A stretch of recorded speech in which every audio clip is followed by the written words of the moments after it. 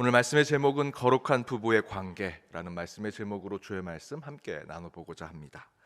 에베소서는 이 교회론을 이야기하는 책으로 아주 잘 알려져 있습니다. 그럴 수밖에 없는 것이 에베소라고 하는 도시는 온갖 수많은 우상들이 가득했던 곳이었기 때문입니다. 우상들로 가득했던 곳에서 예수를 유일한 나의 하나님, 나의 구원자로 고백하는, 그래서 그 사람들이 함께 모인 교회를 지키는 것이 굉장히 중요한 것이지요. 그래서 이 에베소서는, 특별히 에베소 도시에 세워진 교회에 보내진 이 편지에는 교회론에 대한 이야기가 아주 잘 담겨져 있습니다. 실제로 에베소는 항구 도시였습니다. 물론 지금 성지순례로 가보시면 에베소에 어디에 바다가 있냐, 내륙 도시처럼 느끼지만 과거에는 이 에베소에 배가 들어올 정도로 물이 그곳에 들어오는 항구 도시였습니다. 이 항구 도시는 여러분 잘 가보셔서 아시겠지만 바닷가의 마을에는 수많은 우상들과 신들이 있습니다. 제사도 많고요. 제주도가 또 부산이 복음화율이 굉장히 떨어집니다. 바닷가에 있는 마을이기 때문이죠. 3일 동안 말씀을 전해주셨던 김은성 목사님이 오신 영락교회 이전에 섬기셨던 땅끝교회, 영도중앙교회였는데 이름을 바꿔서 땅끝교회라고 했는데, 이 목사님과 대화를 나누는 중에 그 영도라는 곳도 굉장히 복음화율이 떨어지는 곳이다. 왜냐? 바닷가에 가까이 있었기 때문이다라고 말씀하셨습니다. 바로 항구 도시는요, 이 뱃사람들이 많아서 이 바다에서 어떤 일이 벌어질지 몰라서 그 가족들이 또 본인 스스로도 굉장히 어떤 미신적인 것들을 바라보면서 우상을 섬기는 것이 많았습니다. 이 에베소서 도시도 마찬가지였습니다. 에베소에는 그리스 아테네의 파르테논 신전보다 4배나 큰 아데미스 신전이 있습니다. 아데미는 여러분 아시는 대로 그리스 신화에 나오는 아르테미스 여신의 모시는 그런 신전이죠. 그렇게 에베소의 사람들은 아르테미스, 이 여신을 섬기는데 그 이유가 에베소에서 아르테미스가 태어났다, 탄생했다라고 하는 전설을 믿고 있었기 때문입니다. 이 아데미 신전을 중심으로 이 도시는 엄청난 우상 숭배를 하는 것으로 성장하는 도시가 됩니다. 그런데 매월 5월이 되면 한 달 동안 이 아데미 신전을 삥삥삥 돌면서 이 아르테미스 우상을 숭배하는 제사를 드리는데, 그 기간에 아르테미스 신뿐만 아니라 다른 우상들도 함께 나와서 그 신들의 축제가 일어난다라고 얘기합니다. 그런 일들을 매년 행하고, 더불어 각각의 가정에서는 이 에베소에 발굴하는 사람들이 각 가정에 보면 이 벽에 구멍이 뚫려 있는데, 그 구멍은 그곳에 자신의 가족들을 죽으면 유골을 만들어서 그 유골을 놓고 거기에 계속해서 재배하고 제사하고 그곳에서 예배를 드리는, 숭배를 하는 그런 예식들이 그 가운데 있었습니다. 그렇게 종교성에 강한 도시가 에베소였고요. 그 안에 교회를 세운다라고 여러분 생각해 보십시오. 얼마나 굳건한 교회론을 세워야 했겠습니까? 그래서 에베소는 아주 교회론으로 유명한 책입니다. 그럼에도 불구하고 에베소 교회는요, 그 우상이 가득한 도시 속에서 아주 단단한 교회론을 세워갔습니다. 그래서 사도 요한이 요한계시록에서 에베소 교회를 칭찬할 때 이렇게 얘기합니다. 요한계시록 2장 1절에서 3절 말씀입니다. 좀 길지만 함께 읽겠습니다. 에베소 교회의 사자에게 편지하라. 오른손에 있는 7뼈를 붙잡고 7 금 촛대 사이를 거니시는 이가 이르시되, 내가 내 행위와 수고와 내 인내를 알고 또 악한 자들을 용납하지 아니한 것과 자칭 사도라 하되 아닌 자들을 시험하여 그의 거짓된 것을 내가 드러낸 것과 또 내가 참고 내 이름을 위하여 견디고 게으르지 아니한 것을 아노라. 이것이 바로 사도 요한이 요한계시록을 통해서 에베소 교회를 칭찬한 내용인데요, 수고하고 인내했다, 악에 대항해서 싸워 타협하지 않았다라고 얘기합니다. 앞에 에베소 도시에 대한 설명을 듣고 이 말씀을 읽으면 이해가 잘 되지요. 참고 견디고 게으르지 않은 것을 칭찬했습니다. 그만큼 에베소 교회 주변의 상황이 쉽지 않은 상황임을 설명하죠. 실제로 바울이 에베소에 가서 복음을 전할 때도 이와 비슷한 상황들이 이루어졌습니다. 에베소에게 소동이 났는데요, 사도행전 19장에 그 얘기를 잘 담아내고 있습니다. 에베소에서 바울이 복음을 전하니 마술사들이 자신이 가지고 있던 책들을 다 불태웁니다. 아, 진짜가 나타났구나, 내가 그동안 붙잡고 있던 것이 가짜구나 하고 다 불태워버리죠. 그리고 바울의 복음 때문에 아데미 신상의 모형을 만들던 직공들이 소동을 일으킵니다. 왜 그들이 소동을 일으킬까? 정말 진짜를 만나서? 바울은 그것에 대해서 이 사도행전 19장 27절에서 이렇게 얘기합니다. 이 바울이 에베소뿐만 아니라 거의 전 이스라엘을 통해서 수많은 사람들을 권유하여 말하되 사람의 손으로 만든 것이 신이 아니라 하니 이는 그대들도 보고 들은 것이다. 바울이 그곳에서 그 수많은 신들을 만든 직공들 사람들 앞에서 너희들이 만든 것은 진짜 신이 아니 그저 우상에 불과하다, 돌멩이에 불과하다, 인간의 손에 만든 것에 불과하다라고 말을 했기 때문이죠. 그 이야기를 들은 우상파리들이 자신들이 정말 믿는 그 아데미 신이 그 신의 권위와 위엄이 떨어질 게 두려워서 바울을 막 괴롭히고 소동을 일으킨 것이 아닙니다. 27절 앞부분에 보면 예수 때문에 우상파리들이 자신이 만든 우상들, 자기의 손으로 만든 우상이 잘 팔리지 않을 것이 두려워서 걱정해서 소동을 일으켰다라고 얘기하죠. 바로 그런 것이 에베소였습니다. 종교성이 강하고 우상을 많이 섬겨서 뭔가 대단한 신적인 그런 영성을 가지고 있는 도시인 것 같지만 실제로 에베소는 그런 걸로 돈을 벌고 물질을 벌고 자신의 삶의 성공을 이루려고 하는 기복주의가 빠져있는 도시가 에베소였습니다. 그런 곳에서 교회를 세운다라는 것은 결코 쉬운 일이 아니죠. 반드시 그런 교회는 제대로 된 교회론이 세워져 있어야 했다라는 것입니다. 그래서 바울은 에베소 교회에 편지를 쓰고 끊임없이 줄기차게 강조했던 내용이 바로 이 교회론의 핵심인데요, 교회의 주인은 하나님이십니다 라는 것이었습니다. 그리고 교회가 끌어안아야 하는 것은 이 교회의 주인은 하나님이시고 그 하나님이 교회를 중심으로 이 세상 모든 만물의 머리가 되신 분이시다라는 것을 끊임없이 얘기하죠.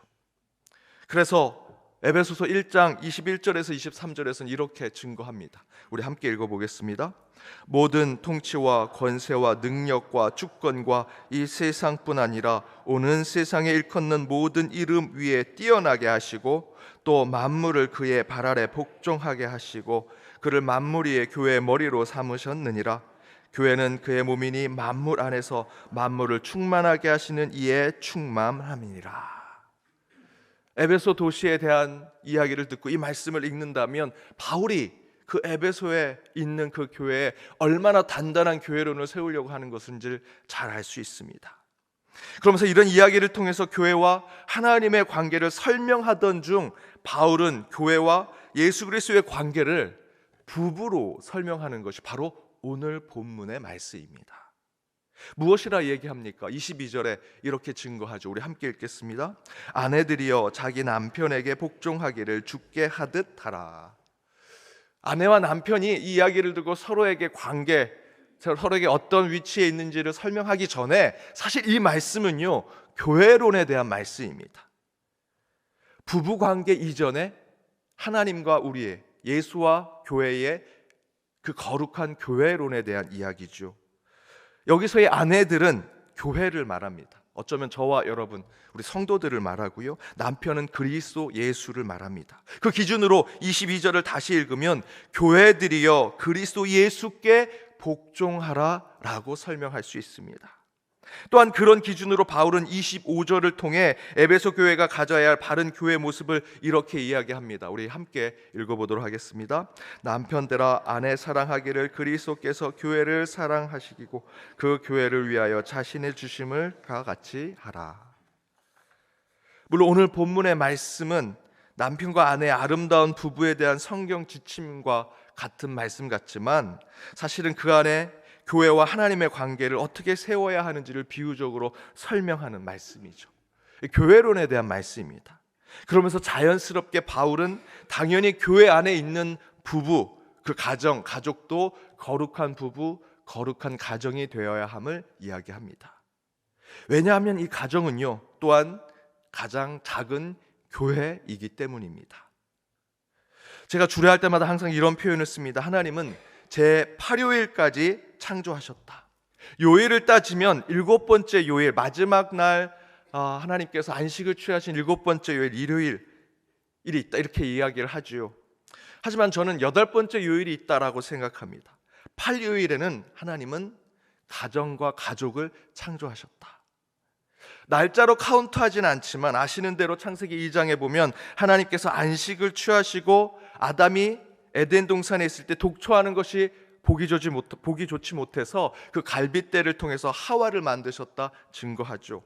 그 말씀의 뜻은 하나님께서 아담이라는 사람을 창조하시고 그 이후에 제가 가지고 있는 기준으로 8번째 날에 하나님은 하와를 만드셔서 가정을 창조하셨다라는 것입니다.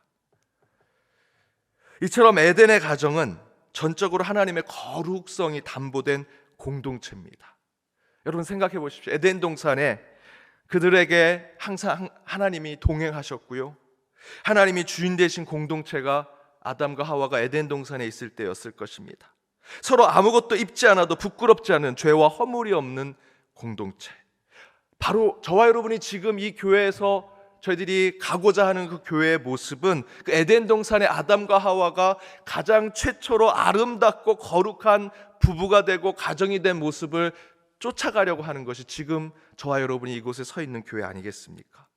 그 마음으로 주님 오실 때까지 주님의 재림을 기다리는 것이 지금 이 시대의 교회라고 할 수 있습니다.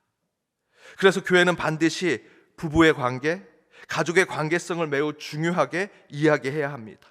교회 구성원인 부부는 더욱 거룩하고 경건해야 합니다. 더불어 크리스찬의 가정은 하나님 나라의 모형으로 서로 존중하고 사랑하는, 앞에서 말씀드렸던 22절의 말씀대로 남편과 아내가 서로 복종하고 사랑하는 관계가 우리 안에 나타나야 한다라는 것이죠. 오늘 말씀의 제목대로 거룩한 부부의 관계는 곧 가정에서의 부부의 관계뿐만 아니라 하나님과 교회의 관계, 그리고 교회 안에서의 성도들의 관계를 모두 포함하는 이야기입니다. 그래서 바울은 32절에 이렇게 얘기하죠.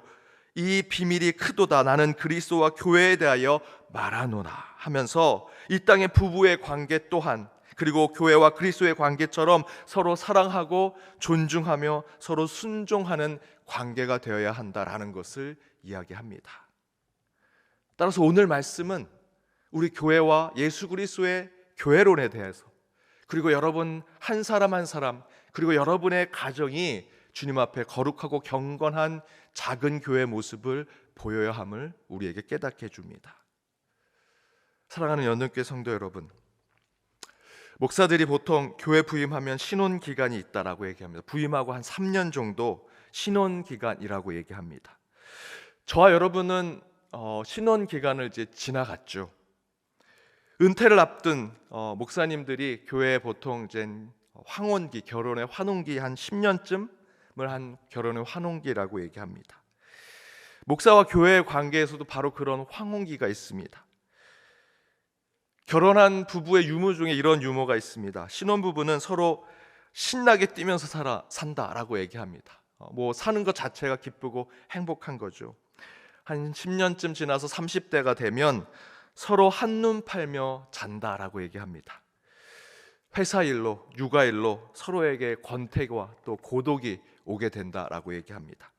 그러면서 40대가 되면 서로 마지못해 산다. 이제 20년 가까이 사는데 헤어져 봤자 별 소득도 없을 것 같고, 50대가 되면 서로 가여워서 불쌍해서 산다. 한 30년쯤 사니 서로 사는 얼굴 보니 주름살도 늘고 흰머리도 느는 모습 보면서 아이고 저 인간이 나 때문에 흰머리가 늘었구나, 저 인간이 나 때문에 주름이 생겼구나 해서 가여워서 불쌍해서 산다고 합니다. 60대 부부는 서로 필요해서 산다. 팔다리도 아프고 등 긁어야 되는데 등 긁어줄 사람도 없고 그래서 필요해서 산다고 얘기합니다. 황혼기가 된 70대 부부는 서로 고마워서 산다고 합니다. 살아준 세월이 고마워서, 야 나랑 40년 50년 살아준 것이 고마워서. 이 기준대로 본다면 교회와 목사의 관계도 이와 비슷하지 않을까 생각이 듭니다. 은퇴 10년쯤 남으면 고마워서, 내가 이 교회 정말 아무것도 갖고 있는 것 없고 부족하고 모자란데 이 부족한 종을 이 교회가 잘 받아주었구나 라고 생각하면서, 또 교회는 거꾸로 이 목사를 생각하면서 우리 교회에 청춘을 바친 목사님인데 그렇게 수고하고 헌신해 준 것에 고마워서 우리 마지막 때까지 정말 우한 없이 교회 또 목사의 관계를 잘 해서 은퇴까지 가야겠다라고 생각을 한다는 것이죠. 저는 지금 5년 차입니다. 코로나 끝나고 한 장로님이 목사님 코로나 때문에 교회 신혼기간 힘들다면 힘들게 쉽다면 쉽게 보냈는데 어쨌든 신혼기간 지났으니 이제 신나고 재미있게 교회와 한마음이 돼서 열심히 사역하셨으면 좋겠습니다 라고 덕담해 주셨습니다. 저도 그런 마음을 가지고 있습니다. 저랑 제 아내는 40대 때 마지못해 사는 관계처럼 살았습니다. 20대 30대 때는 정말 행복해서 살았지만 지금 마치 마지못해서 살아가는 것 같지만 사실은 그렇지 않습니다. 그 가운데 더 앞으로 나아가고 더 좋은 것을 추구하려고 합니다.